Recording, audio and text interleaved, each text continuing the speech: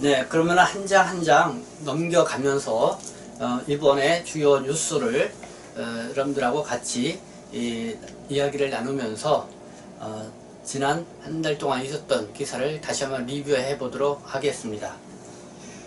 일면 천년 그 기사는 소개를 해 드렸고요. 일면에는 대구 힘내세요, 조선족 동포들이 응원합니다 하고 이렇게 사진과 함께 게재를 했습니다. 지금 아주 대형 트럭에 이 플랜카드가 아주 힘차게 보이는데요. 그리고 거기에는 이 대형 트럭에는 한 17,000장의 이 마스크가 게재되어 있습니다. 이거는 연변 조선족 동포 단체들이 보내온 이 물품인데요. 이 대구 지역에 연변에 그 애심, 사랑의 자와 마음심, 애심 활동에 참여한 그 연변 조선족 가이드 협회, 연변 한마음 천사 애심 협회, 연변 패밀리 그룹, 또 장각의 조선족 가이드 협회, 북경 조선족 가이드 협회, 그리고 20원의 기적 그룹 등 6개 단체가 참여를 해서 이렇게 보냈습니다. 그래서 국내에 체류하고 있는 동포 사회에서도 상당히 이렇게 보낸 거에 대해서 박수와 응원을 보내드렸고요. 그리고 이거를 기회로 뒤이어서 국내 동포 단체들도 이 대구 지역을 중심으로 자체 모금 활동을 해서 지원과 응원의 메시지를 보냈습니다. 그래서 그 관련 기사는 12면에 게재가 됐는데요. 그때 다시 한번 소개해 드리도록 하겠습니다. 그리고 코로나19 사태는 세계적 대유행 전염병이다 하면서 WHO 세계보건기구죠. 거기서 이제 팬데믹을 선언을 했다는 이야기입니다. 이 3월 12일 날입니다. 이 팬데믹은 이 고대 그리스어로 모든 뜻을 그러니까 그리스어로 모든을 뜻하는 이 팬과 또 사람을 뜻하는 데믹이 합쳐진 말이라고 합니다. 그만큼 이 코로나19가 지구촌 곳곳으로 퍼져 광범위하게 전염시킬 위험성이 크다는 의미겠죠. 그러니까 모든 사람이 주위에서 관심을 가져야 된다. 그래서 이 최고의 단계라고 합니다. 12일 현재까지 보면은요, 세계 120여 개국에서 12만 명이 넘게 감염이 됐고요. 사망자도 4,600명을 넘어섰습니다. 이 세계보건기구가 팬데믹을 선포한 것은 1968년도에 홍콩 독감 때하고 2009년도 신종플루 때에 이어서 이번에 이 세 번째라고 합니다. 그리고 일면에 게재된 뉴스, 이 가짜 뉴스에 이 조선족 동포들이 시달리고 있다. 그래서 일부는 이제 검찰 수사를 촉구하는 이 고발장도 접수가 돼서 이 검찰 수사도 하고 있는 그런 상황인데요. 이 코로나19 사태로 이 조선족 간병인 등을 비롯해서 이 바이러스 감염 전파자라며 혐오 현상이 일어나서 사회적 이슈가 되기도 했지요.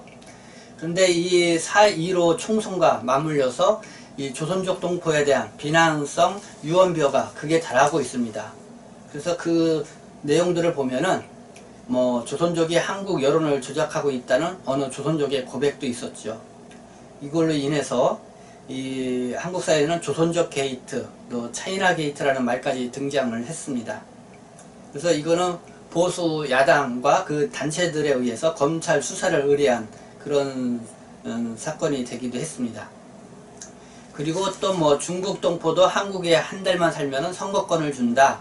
또 대통령이 긴급 명령으로 중국 동포에게 투표권을 줬다라는 이렇게 황당한 이런 가짜 뉴스도 나왔습니다.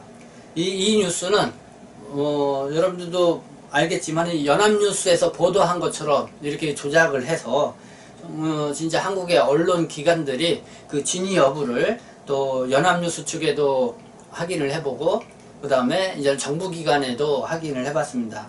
그러나 모든 것이 다 허위 정보였고 가짜라는 것이 밝혀졌는데요. 어쨌든 이렇게 가짜 뉴스를 유포하는 사람들이 이 공식력 있는 언론 기관을 또 이용해서 이렇게 만들어서 배포를 하고 있다. 거기에 이제는 우리 조선족 동포들이 주요하게 또 타켓이 돼서 이렇게 배포가 되고 있다. 상당히 걱정이 됩니다. 뭐 이런 내용뿐만 아니라 이 정부와 여당이 코로나19 확산에도 중국인 입국 전면 금지를 하지 않는 것은 총선표 때문이다 라는 이런 허위 정보도 꾸준히 퍼져나가고 있는데요. 이 가짜 뉴스가 계속해서 이렇게 재생산 유포되고 있습니다. 그래서 우리 동포분들도 이런 뉴스를 접하실 때 좀 주의를 하시고 그리고 또 마음대로 마음이 상하시겠지만은 뭐 한국 사회에 뭐 별별 사람들이 다 있죠. 너무 마음에 상처 주지 마시고요. 그런 일이 있었구나 이 정도로 가볍게 넘어가시면 될 것 같습니다. 네, 다음은 좀 두 번째 면입니다.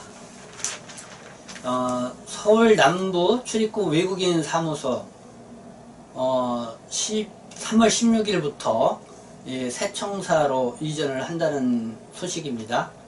그래서 서울시 강서구 마곡로 1로 48번지로 갑니다. 그래서 이 사진과 함께 이렇게 게재를 했습니다. 사실 이 강서구 마곡로는 우리 동포들이 밀집 거주하고 있는 지역 영등포 구로하고는 다소 좀 거리감이 있죠. 이 서울 남부 출입국관리사무소는 이런 서울 서남권 지역, 그러니까 강서구, 구로구, 금천구, 마포구, 서대문구, 양천구, 영등포구 7개의 구하고 이 경기도 광명시를 관할하고 있는데요.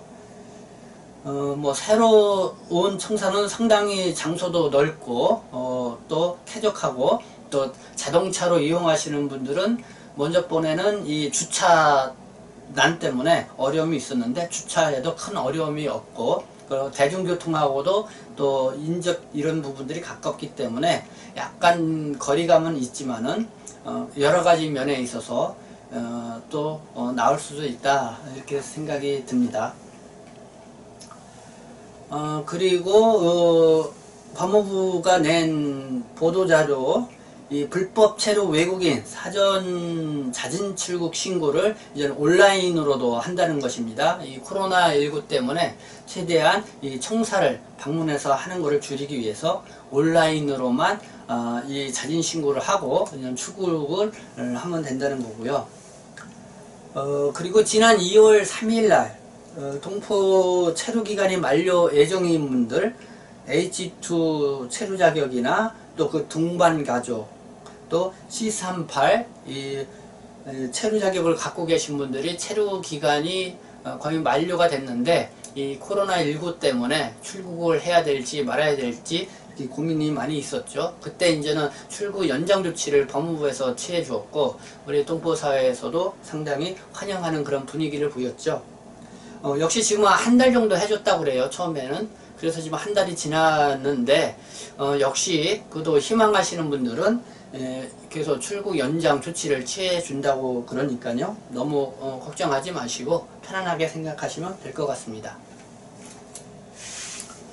네, 다음 3면입니다. 3면은 이 장경률 이 상강포럼 공동대표인 연변일보 논설위원과의 인터뷰 기사를 게재를 했습니다.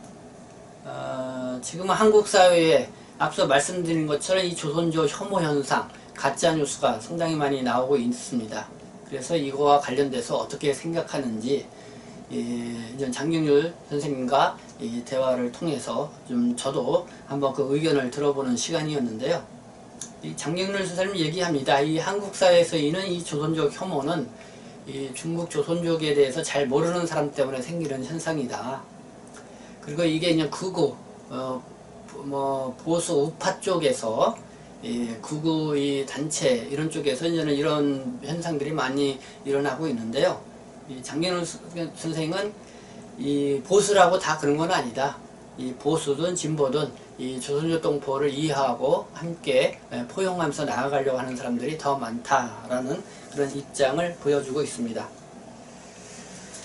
네, 한번 여러분들이 뭐 같이 한번 읽어보시면 좋을 것 같다는 생각이고요. 네, 4면입니다. 네, 사면 이 조선족 간병인이 코로나19의 간염 전파설을 반박한다 하는 내용. 제가 그 유튜브를 통해서도 이 청도 대남병원에서 일하고 계시는 이 조선족 간병인이 한 2분이 계시다고 합니다. 그래서 이 청도 대남병원이 이 신천지 그 대국교에서 집단 간염이 이루어지기 전에 이곳에서 이 신천지의 교주 이만희 총회장의 그 친형이 입원해 있었고 장례를 치렀던 곳이었죠. 그래서 이곳에서부터 이 코로나19 간염이 시작된 게 아니냐.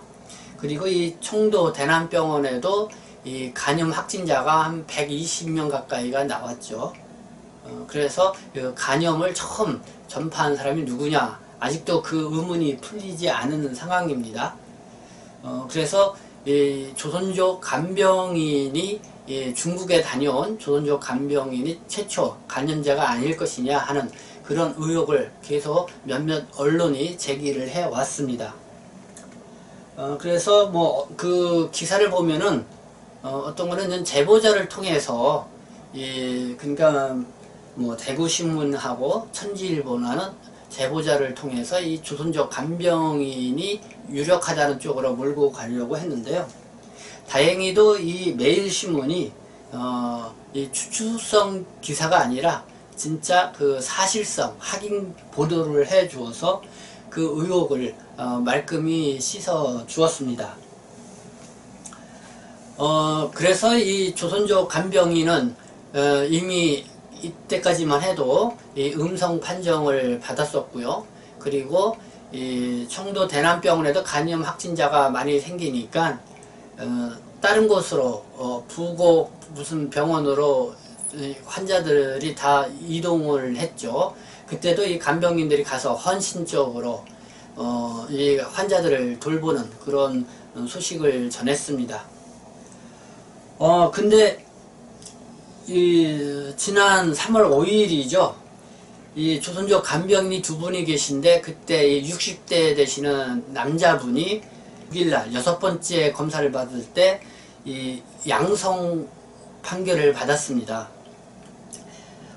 그러니까 음성 판결을 5번 이렇게 받으시다가 이 6번째 검사 때 3월 5일 6번째 검사 때 양성 판결을 받았습니다. 그래서 또다시 이 청도 대남병원에서 일하고 있는 조선족 간병인이 최초의 감염자가 아니냐 하는 그런 또 의혹이 다시 또 힘을 얻게 됐는데요.